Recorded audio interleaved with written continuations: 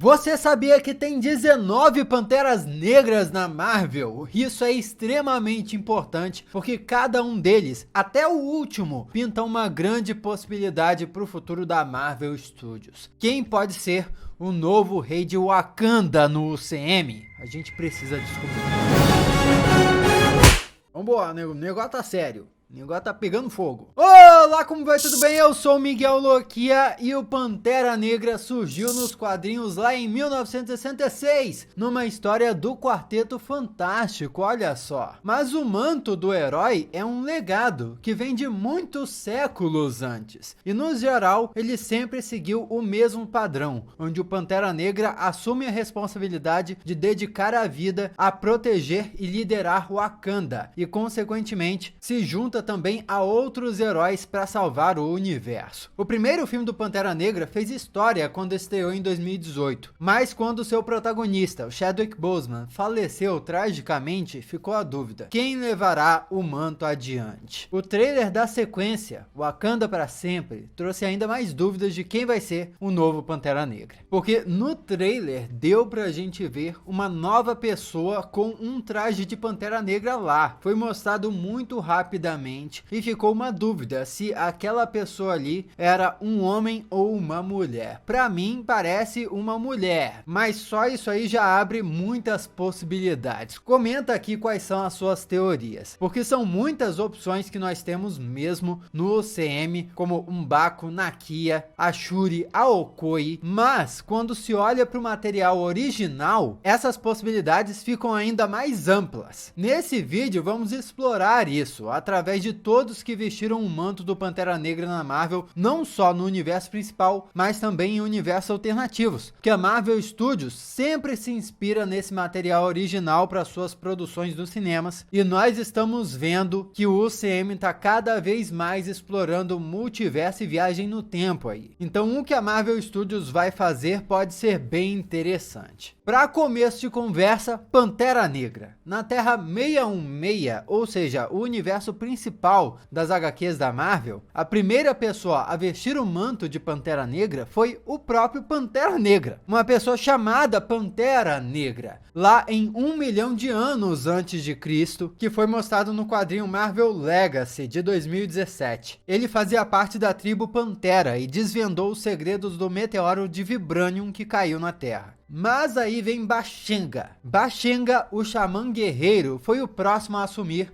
o manto do Pantera. Foi ele quem unificou as 5 tribos da região que hoje seria a África, e se tornou assim o primeiro rei de Wakanda e o segundo Pantera Negra. Esse Pantera Negra aí tinha 2 armas, uma lança que recebeu seu próprio nome, a lança de Bashenga, e foi ele que também criou uma espada que se tornaria lendária na Marvel, a chamada Skybreaker, ou Rompe-Céus, traduzindo para o português. E eu tô muito curioso para ver quando é que essa espada aí vai ser introduzida no universo cinematográfico da Marvel, porque imagina uma espada dessas na mão da Tempestade, ou de qualquer outro personagem de Wakanda, na verdade. Seria épico. Já se inscreve aí e ativa as notificações, porque eu aposto que talvez você nunca nem tivesse ouvido falar dessa espada Rompe-Céus e do quão ela é importante na Marvel. Agora, se você achava que a Shuri tinha sido a primeira mulher a vestir o manto do Pantera Negra, você tá enganado. Porque aí entra Nehanda, a primeira rainha de Wakanda e primeira mulher a ser uma Pantera Negra. Ela foi governante de Wakanda durante a Idade Média e membro dos Vingadores em 1000 depois de Cristo. É uma história um tanto bizarra, você não imagina que tivesse Vingadores na Idade Média, mas a Marvel gosta de explorar todos os cantos da história, né? Todos os cantos possíveis.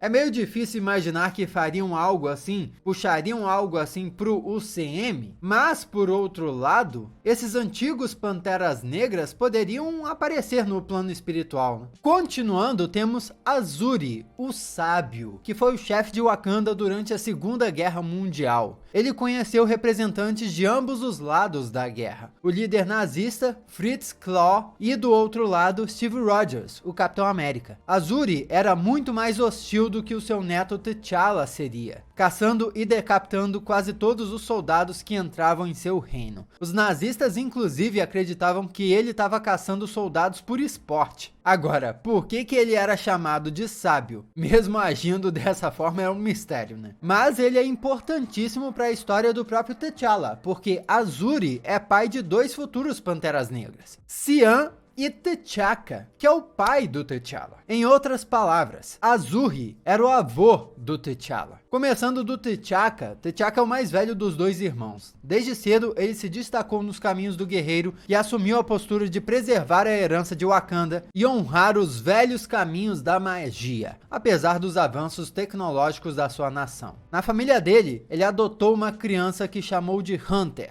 e mais tarde se tornaria o Lobo Branco, que no UCM foi adaptado para ser o Bucky Barnes, né? Mas T'Chaka também teve outros 3 filhos biológicos, Shuri, Jakara e T'Challa. Foi ele o responsável por instituir a política isolacionista de Wakanda e deixar a nação tão separada do resto do mundo. Lembrando que isso é nos quadrinhos, mas se formos puxar pro UCM, e esse Jakara aí? Será que o UCM vai dar uma forma de introduzir esse outro irmão biológico do T'Challa? Fica a questão no ar. Mas e Xian? O tio do T'Challa assumiu o trono de Wakanda depois que o seu irmão mais velho, T'Chaka, foi assassinado por Ulysses Claw. Ele eventualmente foi derrotado por T'Challa e renunciou alegremente para que seu sobrinho pudesse governar, assumindo assim o manto do Pantera Negra. T'Challa, então, como Pantera Negra, dispensa comentários, né? Já que ele, nos quadrinhos, é o atual e mais conhecido Pantera Negra. Ele se tornou um Vingador, já foi casado com a Tempestade, que é mutante e membro dos X-Men,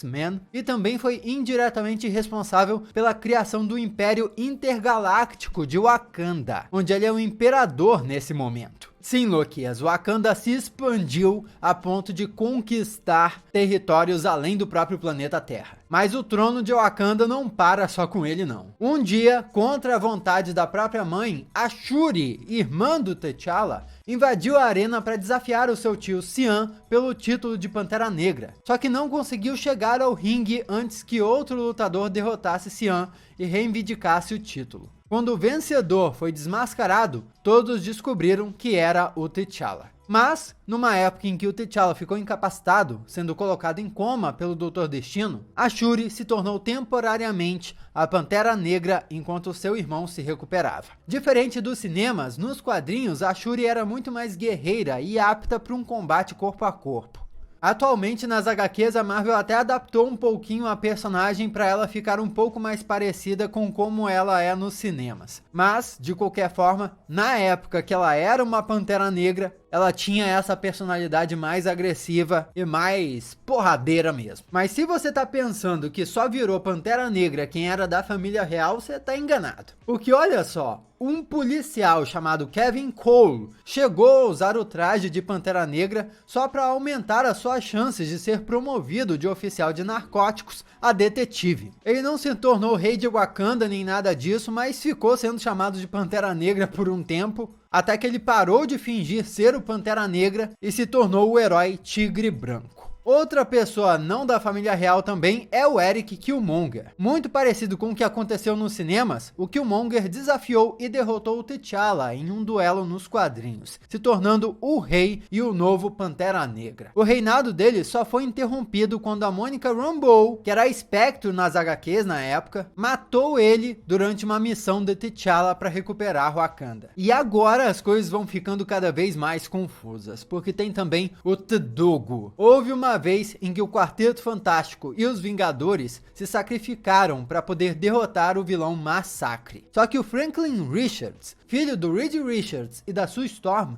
salvou todos os heróis, construindo um universo de bolso. Para quem não sabe, o Franklin Richards é absurdamente poderoso. É um dos seres mais poderosos da Marvel nos quadrinhos, eventualmente ele vai aparecer nos cinemas também e vai ser surreal. Esse garoto aí, ele bota a Wanda Maximoff no chinelo. Pra você ver, ele criou um universo compacto, assim, de brincadeira. Mas beleza, esse universo aí que ele criou também levou à criação de novos heróis. E um desses novos heróis era o Pantera Negra T-Dogo, que assumiu o manto, mas como o título foi proibido em Wakanda, ele deu o seu jeito e passou a se chamar de Panther Cub, ou filhote de pantera, traduzindo assim. Já partindo para o espaço, nós temos o Imperador N'Jadaka. Ele governou o Império Intergaláctico de Wakanda e atuou como seu Pantera Negra por muito tempo nos quadrinhos. Ele se uniu, olha só, a um simbionte que também desprezava o Imperador e derrubou o antigo governante. O reinado dele só durou até ser derrotado pelo próprio T'Challa eventualmente. Essa história é tão louca que dá muita vontade de ver o Império Intergaláctico de Wakanda um dia, viu? Eu quero que a Marvel leve Wakanda para esse nível. Mas aí chegamos em Pantera Negra 2099. Sim, é um universo alternativo, mas também pode inspirar o UCM, sempre. Nele, um homem chamado Kishamba recebeu a máscara do Pantera Negra, e com ele no comando, Wakanda conseguiu enviar as forças do Doutor Destino de volta a Lativéria. Mas sem as pessoas saberem, Kishamba na verdade era manipulado pelo Doutor Destino, que acabou se tornando governante de Wakanda indiretamente. Então foi uma mega jogada de mestre aí. Em outro universo temos Azari, mais precisamente a Terra 555326. Azari, filho do Pantera Negra e da Tempestade, é quem veste o manto do Pantera Negra. E presta atenção, esse é só um dos filhos do T'Challa que vira Pantera Negra e nós vamos abordar aqui, hein? Ele tem as habilidades do Pantera Negra, que são concedidas pela erva Coração. Mas também tem a habilidade de controlar a eletricidade, que foram herdadas da Tempestade. Outro filho é T'Chaka II, da Terra 1119. Esse também é filho do T'Challa com a Tempestade. Assim como o T-Dogo, que eu mostrei anteriormente, o T'Chaka II tomou a liberdade de criar um apelido para si mesmo, e se chamou só de Pantera, em vez do clássico título Pantera Negra. Fora isso, ele acaba sendo bem padrão. Mas outra personagem que precisa ser mencionada é a Sky Panther. Nos quadrinhos da Marvel, nós já tivemos também um vislumbre de uma personagem chamada Pantera do Céu, e que parecia a cara da Tempestade com as habilidades do Pantera Negra. Muito provavelmente outra filha da Tempestade com o T'Challa. E quando a gente vê isso, é muito triste pensar que por causa do falecimento trágico do Chadwick, nós não teremos um encontro épico do T'Challa e da Tempestade no CM. Só que lógico que ainda existem mais opções. Lembram que eu falei do Imperador N'Jadaka, que governou o Império Galáctico de Wakanda por um tempo? Ele não foi o único que fez a combinação de simbionte com Pantera Negra. Nos quadrinhos Venomverse, Guerra, Ngozi, uma usuária de cadeira de rodas, recebe as mesmas habilidades do Venom e após treinar com as Dora Milaje, prova o seu valor,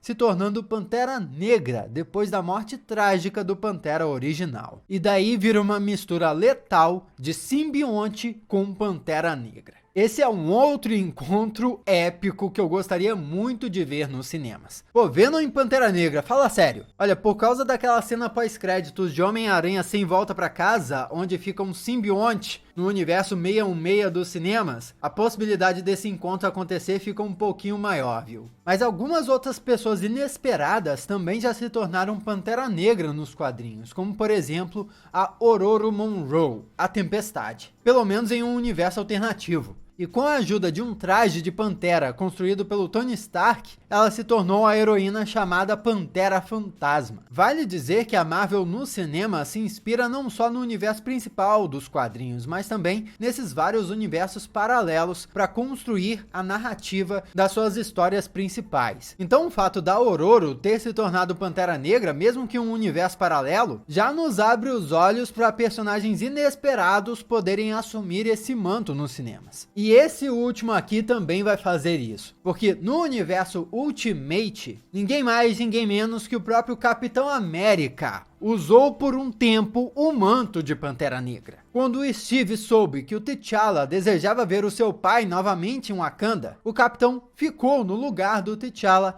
enquanto ele voltava para sua terra natal. Foi um período ali onde o Capitão estava substituindo Pantera Negra em missões. É meio insano pensar numa coisa dessas, mas sem sombra de dúvidas, ver quantas possibilidades para Panteras Negras nós já tivemos nos quadrinhos nos abre todo um novo horizonte de possibilidades que podem ser feitas nos cinemas também. Esse novo filme do Pantera Negra pode nos apresentar substitutos temporários, pode nos apresentar mulheres com o manto, pode nos apresentar filhos, pode nos apresentar ancestrais aparecendo, várias versões alternativas que nunca imaginávamos, porque todas essas coisas já aconteceram nos quadrinhos, que é o material original que inspira essas produções cinematográficas. Comenta aqui qual dessas versões de Pantera Negra você mais gostaria de ver nos cinemas, vamos trocar uma ideia a respeito. Aqui do lado tem outros vídeos que você já pode assistir. Muito obrigado pela sua companhia fenomenal. Eu sou Miguel Loquia e a gente se vê na próxima.